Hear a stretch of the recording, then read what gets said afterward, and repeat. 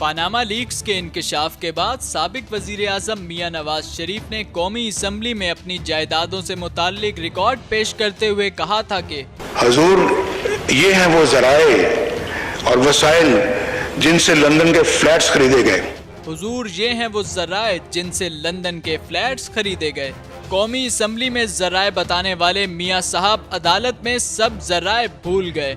एहतसाब अदालत में अल अजीजिया रेफरेंस की समाअत के दौरान साबिक वजीर आजम नवाज शरीफ ने कौमी असम्बली में अपनी तकरीर पर इस्तशना मांगते हुए अपनी उस तकरीर का सारा मलबा अपने बेटे हुसैन नवाज पर डाल दिया। साबिक वजीर आजम ने अदालत में अपने जमा कराए गए जवाब में कहा कि कौमी असम्बली से खिताब में अल अजीजिया स्टील मिल के क़याम से मुताल्लिक मेरा बयान ज़ाती मालूमात पर मुश्तमिल नहीं था।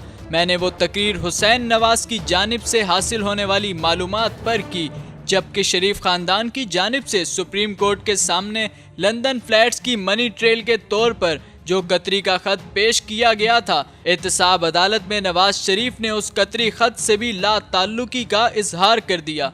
पहले कौमी असम्बली में हुजूर ये हैं वो जर्राए वाली तकरीर से यू टर्न, और अब कतरी खत से ला ताल्लुकी का इजहार करने के बाद ख्वाजा आसिफ के कौमी असम्बली में अपोजिशन को कहे जाने वाले अल्फाज आज उनके अपने ही लीडर पर वापस पलट आए हैं। हुजूर, ये हैं वो जराए और वसाइल जिनसे लंदन के फ्लैट्स खरीदे गए। वो खुदा का खौफ करो, कोई अखलाकियात भी होती है, कोई एथिक्स भी होती है, कोई हया भी होती है, कोई शर्म भी होती है।